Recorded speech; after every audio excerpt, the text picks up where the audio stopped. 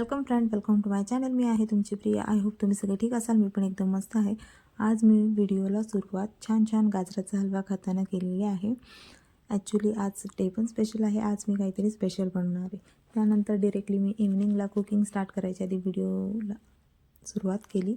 हा आहे माझा आजचा लूक। आणि केस मी नेहमी अशी किचनमध्ये असताना वरती बांधून ठेवलेले असतात, कारण की मला अजिबात आवडत नाही मध्ये मध्ये केस आलेले। सो येस, मी रेडी आहे कुकिंगसाठी। सो मी वाटाणा घेतला आहे, ज्यामध्ये मी पाणी टाकून ठेवले, कारण की मला हा वाटाणा उकडून घ्यायचा आहे। माझा चहा आणि दूध गरम होते तोपर्यंत मी वेट करते आहे की म्हणजे त्यानंतर मी माझा वाटाणा उकडवून घेईल।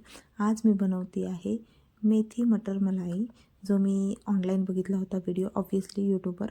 आणि ही आहे मेथी। यामध्ये थोडेफार पिवळे जे आहे पानं ती मी काढून टाकणार आहे, डोंट वरी। आणि मला त्याचबरोबर कोथिंबीरही साफ करायची आहे, म्हणजे मी वड्या करू शकेन। सो मी ऑलमोस्ट तयारी केली। माझा वाटाणा उकडतो आहे आणि त्याचबरोबर मी आता म्हणजे ह्याची तयारी करून घेते मसाल्याची। सो मी कांदा फ्राय करायला घेतलेला आहे। सो मी कांदा छान लाल होऊन देणार आहे, थोडंसं मीठ टाकून, म्हणजे लवकर भाजला जातो।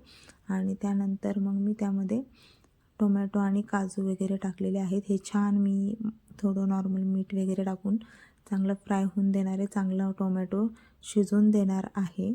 त्यानंतर मी त्याची पेस्ट करून घेईल। आणि आता मी मेथी मटर मलाईला फोडणी द्यायला सुरुवात केलेली। मी आधी तेलामध्ये जिरं वगैरे टाकलेलं आहे। जिरं चांगलं ब्राऊन झाल्यावर जी मी पेस्ट केली आहे कांदा, टोमॅटो आणि काजूची, ती मी त्यात ॲड केली आणि त्यानंतर छान ती एकजीव होऊन दिली।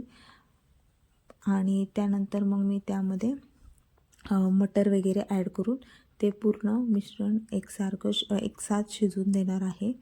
आणि त्यानंतर मी त्यामध्ये ॲड करणार आहे दूध, आणि तुम्ही त्यामध्ये फ्रेश क्रीम पण ॲड करू शकता, त्यामुळे कन्सिस्टन्सी आणि टेस्ट पण खूप छान होते। पण मी फक्त दूधच ॲड करत आहे। सो या पॉईंटला मी मेथी आणि दूध दोन्हीही गोष्टी ॲड करून झालेल्या आहेत आणि मी ते छान असं मिक्स होऊन देणार आहे। चांगलं मी त्याला त्याचं शिजवून देणार आहे, एकसाथ कुक होऊन देणार आहे, जोपर्यंत मला हवी तशी कन्सिस्टन्सी मिळत नाही तोपर्यंत।